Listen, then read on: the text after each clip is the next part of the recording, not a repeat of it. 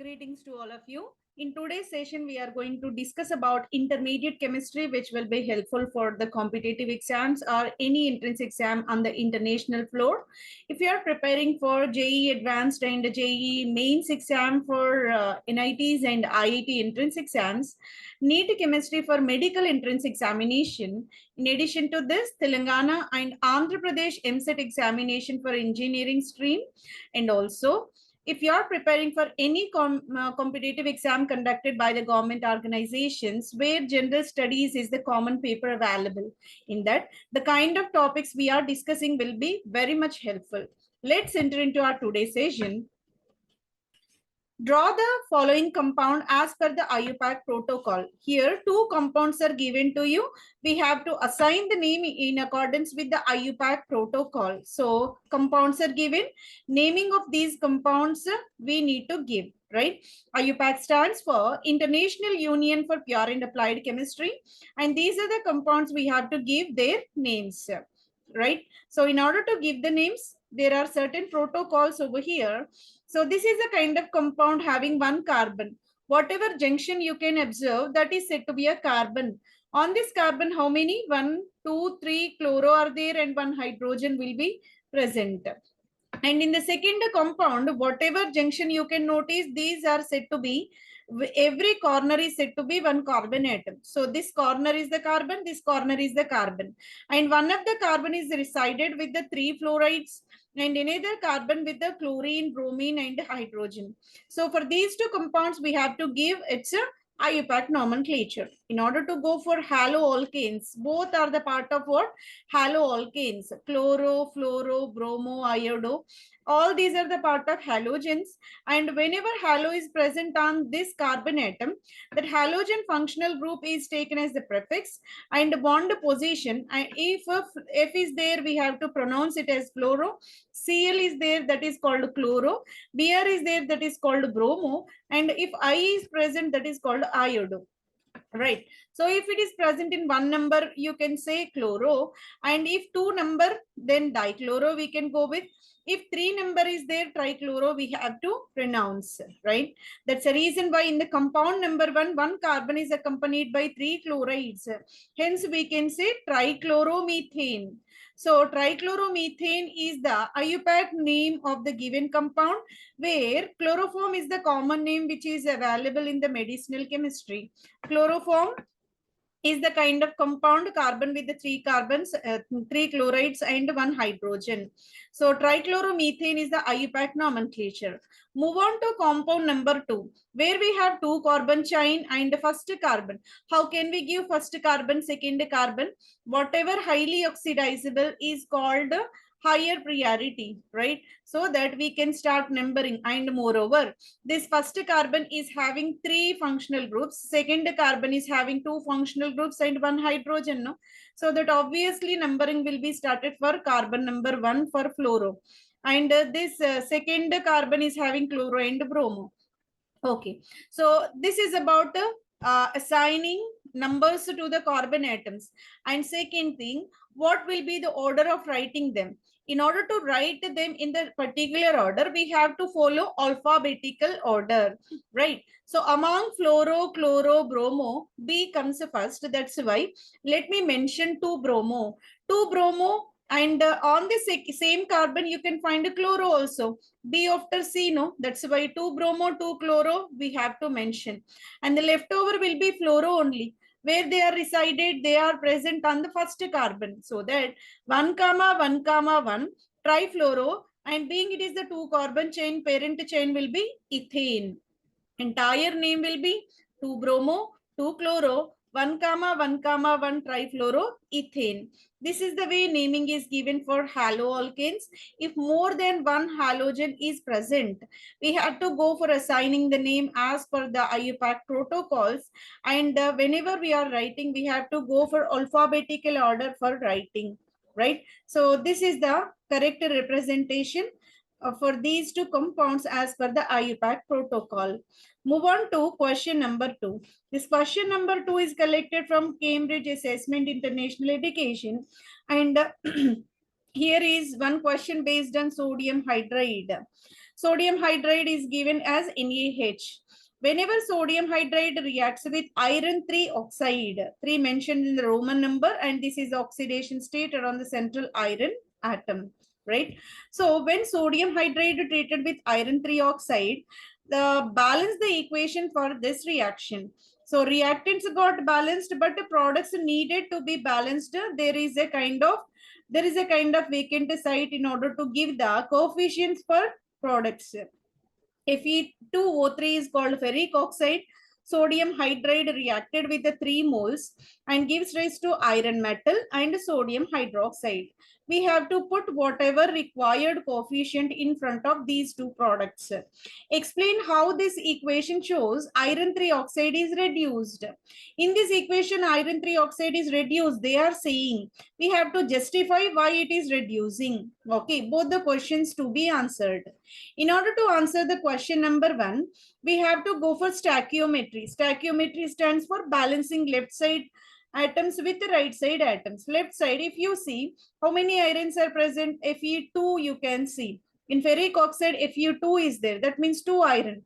So whatever metallic iron formed will be number 2, because here as per the law of conservation of mass, the quantity or element neither be created nor be destroyed. Whatever present in the reactant side to be generated in the product side, right? That's the reason why Fe2O3 if taken, so we have to generate 2 moles of iron, and 3 oxygens are there, 3 sodiums are there, 3 hydrogens are there, so that 3 moles of NaOH will be formed. So that 3 sodium, 3 oxygens, 3 hydrogens, perfectly balanced. 2 is the coefficient for iron, 3 is the coefficient for sodium hydroxide. This is the balanced equation. You can clearly see the complete version of this balanced equation. Fe2O3, upon treating with 3 moles of sodium hydride, 2 moles of iron, 3 moles of sodium hydroxide will be generated. So this is about balancing the equation. And the second question is why this is said to be, iron oxide is said to be reduced. In order to explain that one, we have to see what transformation you can notice. Iron oxide is converted into metallic iron. So in 2 ways we can explain. Oxidation can be explained in different dimensions. Here, in this equation, we can explain oxidation in 2 ways. One is in terms of electrons. Second is in terms of oxygen atoms. Okay. Whatever atom or whatever molecule is losing oxygen is said to be reduced. That is one thing in terms of oxygen. In terms of electrons, any compound which gaining electrons is said to be reduced. In both the ways we can explain. Okay, here Fe2O3 is the oxygen containing compound. After the product formation, metallic iron formed losing oxygen. Loss of oxygen is called a reduction. In this way, it will be justifiable. And second, in terms of electrons, if you see, Fe2O3 is the kind of ferric oxide where oxygen is accompanied with -2. And how many are there? 3 are there. -2 multiplied with 3, total -6 charge is there. -6 charge accompanied, compensated by +6. But here 2 irons, +6 to be distributed in between 2 iron, no? So that each iron will contribute to +3 charge. So initially, iron is in +3 oxidation state around the central iron metal. Whenever it converted into metallic iron, so everybody aware, any metal in its a metallic condition, 0 oxidation state present around the central metal. So that iron metal is said to be 0 oxidation one. So here, +3 is converted into 0 oxidation state around the central iron metal, right? So during this change, +3 is converted into 0, no? In order to get +3 to 0, it gains 3 electrons. Gain of 3 electrons are required. Always gain of or acceptance of electrons is called what? Reduction. Let's explain in detail. Any species gaining electron is called reduced one. Losing electrons is called oxidized one. So that iron oxide is gaining 3 electrons, so that we can say iron oxide is reduced. In simple terms, iron oxide is losing oxygen, so that it is also the kind of oxidation. In both the ways we can explain. By this, we gave the answer for both the questions given by question number 2. Move on to question number 3. Question number 3 is collected from JEE Advanced 2021 question paper, and it is the kind of sequence of reactions. Okay, so multiple reactions we have and the final product will be generated. Initial starting material taken as magnesium carbide, Mg2C3 is called magnesium carbide, and it is added with water called hydrolysis. Addition of water to any of the chemical component is called hydrolysis. Whenever water added, we will get unknown compound called P. P upon treating is sodamide. NaNH2 is called sodamide, and subsequently added with methyl iodide. P will be transformed into Q. Q will be reacted with red hot iron tube. Whenever red hot iron tube is taken, it will be polymerized. It is the condition where polymerization carried. So Q upon this kind of polymerization will get polymer called R. We need to identify what will be R here. And there is another sidewise reaction. By taking P as a starting material, they got reacted with mercury. It is a kind of not mercury salt it will be. Let me assume mercury sulfate, HgSO4, and H plus conditions. You may take either sulfuric acid, hydrochloric acid, whatever the acid condition is required. Okay, magnesium salt in the presence of acidic conditions at a 333 Kelvin temperature, we will get another unknown product S, right? And further treated with barium hydroxide. Barium hydroxide is the base, alkaline condition. S will be transformed into T. This T, upon treating with NaOCl, NaOCl is working like an oxidizing agent here rather than substituting agent, so that T will be converted into U. So this is the way sequence of reactions, and we need to predict what is R, what is U. So for that purpose, let me go with the stepwise reaction. Initially, what is the starting material? Magnesium carbide is a starting material, can be added with water in the excess quantity. So magnesium is converted into magnesium hydroxide. Whatever 3 carbon length chain is there, that is converted into C3H4. C3H4 is called what? Propyne, where triple bonded compound, triple bonded carbons will be there. Okay, so propyne will be generated.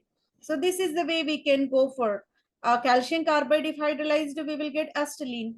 When aluminum carbide treated, methane. When magnesium carbide taken, propyne. This is the kind of fundamental thing we need to assume. Metal carbides gives rise to the kind of hydrocarbons, right? This is the entire description, whatever they are saying. So entire scheme is solved over here. We will see in detail. Be patient for the completion of this kind of lengthy scheme. Here, magnesium carbide was elaborated like a magnesium plus 2 will be there always. Magnesium is dye positive, everybody know this. And the 3 carbons are accompanied with the cumulated double bond. Any double bonds are continuous, called cumulated bonds. The C double bond, C double bond, C will be there. So this is said to be carbide. Carbide means negatively charged carbon. So this is the way you can represent Mg2C3. What we are doing, let me add water here. So drop of water when added over here, magnesium will be converted into magnesium hydroxide, and a leftover whatever carbide part is there, that will be turned into propyne. The propyne is assigned with the number called P. So P is the alphabet given for this propyne. So this propyne further treated with NaNH2. NaNH2 is the kind of strong base. So, and everybody aware, in case of triple bonded carbon, if terminal hydrogen is there, that will be more acidic. So this hydrogen is more acidic because of sp carbon. Sp carbon having more s character, more electronegativity, so that it will pull the electrons very strongly. Hydrogen can be bifurcated very conveniently. So feasibility of hydrogen from the triple bonded carbon is more easy. That's why triple bonded carbon hydrogens are acidic in nature. right? So whenever sodamide is treated, what it will do, sodamide will pull the hydrogen and NH2 minus will be converted into ammonia. Wherever carbide C minus is generated, counterbalanced with the Na plus, so that we will get C minus Na plus like this, one of the hydrogen removed as a ammonia. So this is with the sodamide. Later on, methylation. So this is a methyl iodide. It is the alkylating agent. Methyl iodide is designated as a alkylating agent. Whenever this methyl iodide is added, so here sodium simply replaced with methyl, and Na plus I minus removed as a salt. Sodium iodide will be discarded, and we will get a kind of symmetrical alkyne, which is said to be butadiene. So whatever butadiene generated is a kind of product Q. So this is again another unknown product, you can say. Upon passing through the red hot iron tube, what it will do, it get polymerized. How many moles we need to take? 3 moles are required. All 3 moles got reacted in a cyclic manner, and we will get the cyclic aromatic ring with the symmetrical methyl. All carbon atoms got substituted. Being it is a planar, it will not set it, it is not considered as a hindered one, because it is the planar molecule and each carbon is accompanied by methyl, so that we can say 1 comma 2 comma 3 comma 4 comma 5 comma 6, all carbons got occupied with methyl. Hexamethyl benzene it will be. If double bonds are not present, that is called what? Bleaching powder, what we are using as a cleansing agent. So sorry, gemaxine powder, not bleaching powder. So gemaxine powder is the kind of same compound, but what difference you can notice, triple bonds will not be there and chloro are required. Any disinfecting agent will require chloro compound in that. That may be bleaching powder or gemaxine powder, both are having what? Chlorofunctional groups and that. Okay, so in the similar manner, here also we got hexamethyl benzene as the final product. This is said to be a product over here. So P will be converted in these sequential reactions and we will get this aromatic compound finally. And in another way of reaction, let me take this propine as the starting material over here. Treated with Hg plus 2 and H plus conditions. I am taking sulfuric acid as the acidic condition over here. And this triple bonded compound will be converted into a ketone. Ketone will be enolized. Ketoenol tautomerism we can notice. So enol is also valuable. So that transformation you can clearly see. Ketoenol tautomerism of acetone. Right. So this is the compound we will get with this hydrolysis of HgSO4 and H2SO4 on propine. So whatever compound generated is called propane 2-one. This propane 2-one is the kind of alpha hydrogen containing ketone, no? So that barium hydroxide is a strong base. So there is a possibility of aldol condensation. Whenever aldol condensation is possible, beta hydroxy ketone will be generated. This beta hydroxy ketone is beta hydroxy ketone. Why we are taking 2 moles over here? One of the carbon will be generated, will be attached to another is acetone molecule. So that long chain beta hydroxy ketone will be generated, that is called 5-hydroxyhexane 2-one. So everybody aware about the aldol condensation mechanism. That's why I'm not going to elaborate this thing, right? So this is the compound number T. After getting this one, NaOCl, another reagent added will be NaOCl. NaOCl is a oxidizing agent here. It acts as an oxidizing agent. So whatever OH is there, that further converted into a ketone compound, so that we will get a dione. Hexane 2,5 dione will be generated. That will be final product to you. So here R will be hexamethyl benzene. U will be what? Hexane 2,5 dione. This is the way we can answer the series of reactions whatever mentioned. So in order to crack this kind of questions, we should aware about what is the role of reagent, what conditions we are following. So if we are practicing such kind of questions, then only it is possible to answer this, right? So it is a part of reagent chemistry. For question number 3, the probable answers are: one will be hexamethyl benzene. Second will be what, hexane 2 comma 5 dione. Let's move on to question number 4. The question number 4, which of the following liberate oxygen upon hydrolysis? Whenever these compounds are added with water, which is giving oxygen, they are asking for. Okay. So among all the compound which giving oxygen is KO2. So potassium oxide is giving what, oxygen upon hydrolysis. Potassium superoxide it is called. Potassium superoxide is releasing oxygen. That's the reason why this potassium superoxide find application in the submarines. Okay, the people who are going in the marine region, they are diving in the marine region, requires oxygen in the deeper region, so that a potassium superoxide is accompanied with them, and whenever it is mixed with water, that used to generate oxygen over there, so that in submarine region navigation process, the oxygen, carrying oxygen is somewhat difficult. At that condition, potassium superoxide used to supply this oxygen conveniently, right? So this is a kind of application we can use this compound, right? So the correct answer will be B. So being it is the kind of application oriented, we can treat it as an important one. For question number 4, option number B will be the correct answer.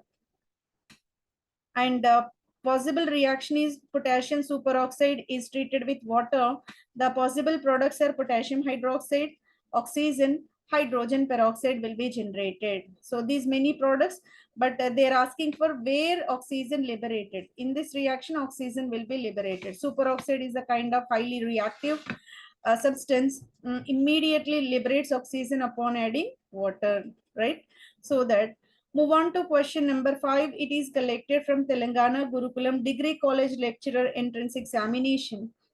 Which of the following is not a Maxwell equation? Maxwell equations are most fundamental in thermodynamics. So they're used to give so many kind of derivations and extensions as well. So here Maxwell equations are 4 equations will be there. Among 4 equations, one of the equation which is mentioned is wrong over here. So for among these many options, wrong one will be third. Let's see what are the actual Maxwell equations. Okay, thermodynamic entities will be there. U is called internal energy, H is called enthalpy, A is also the thermodynamical entity, G is the Gibbs free energy. Okay, so when these are the conditions we are having, internal free energy will be there. A stands for internal free energy. So here for U, so du is equal to TDS plus TDS minus PdV will be there. Du is equal to TDS minus PdV will be there. This is the equation. So for this H, so when you are taking the differential, that means a small difference if you are noticing. So larger difference, we have to go for delta. So small difference, we have to put a small d, right? DH is equal to TDS plus VDP. This is the differential equation for enthalpy. And for A, dA is equal to minus SDT minus PdV. This is the equation for A. And Gibbs free energy dG is equal to minus SDT plus VDP. This is the way differential equations will be there. And Maxwell relations are provided over here. If you observe the Maxwell relations, dt by dv s, here if s is present outside the square bracket or outside the bracket, what does it indicate? This entropy value is constant here. S denotes what? Entropy. That will be constant, is equal to minus dp by ds v. So here v is there, that indicates volume constant. Let's see, dt by dvs is equal to minus dp by dsv. So whatever equation mentioned in the first one is exactly correct. Second equation, dt by dps is equal to dv by dsp. dt by dps is equal to dv by dsp. This is also correct. For this A, so ds by dvt is equal to dp by dtv. But they mentioned with the negative sign, that's why it became wrong one, right? So third question is wrong. Let's see fourth one. ds by dpt is equal to minus dv by dtp. ds by dpt is equal to minus dv by dtp. That indicates what? This is the constant temperature, T for temperature and P for pressure. Pressure kept constant for this. Okay, so these many relations are there among all. Here, third one need not to go for this negative, rather it is the positive one. These all four derivations, all four equations are having a lengthy derivation part, but these four are the fundamental equations given by Maxwell for these thermodynamic entities. Okay, so for question number 5, option number 3 is the correct answer. Move on to question number 6. Which of the following is correct definition of chemical potential of the component? So here chemical potential is denoted with I, is a I in a solution of multiple solutes. Okay, so solution stands for what? It is the combination of solvent and solute. Solvent is the bulk quantity, solute is the smaller quantity. If you are taking water, adding a spoon of salt to that one, salt is the smaller quantity so that we can assign as a solute. Water is the bulk quantity, you can say it is the solvent. Okay, so in that they are mentioning one term called chemical potential. Chemical potential is denoted with I, and what is the correct definition of chemical potential for the solution of multiple solutes? In the solvent, multiple solutes got dissolved. In that condition, what is the chemical potential actual definition, right? First of all, let's see what is the definition of chemical potential.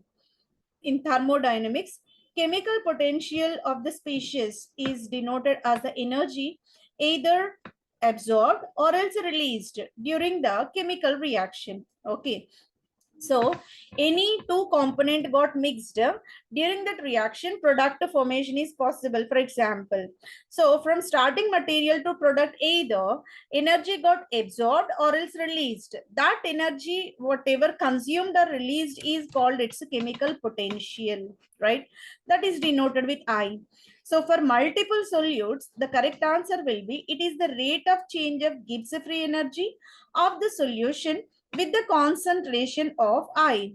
So whenever any chemical reaction is taken into the consideration, so Gibbs free energy will be there.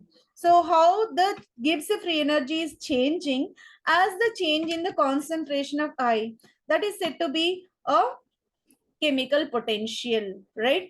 So the correct explanation will be option number 1. For question number 6, option number 1 will be the correct answer. Hopefully, the entire session is detailedly explained and everything is very clear to who are watching this one. And this will be really helpful for your serious preparation towards any competitive exam or else any entrance examination. I'm sincerely requesting you all like the channel, comment which part is really interesting, which part needs improvement further, and share with the aspirants who are seriously preparing for the examination, like any entrance or else a competitive exam towards a government competitive examinations, and subscribe the channel to receive more updates regarding this. And thank you very much for your patient listening. Thank you one and all.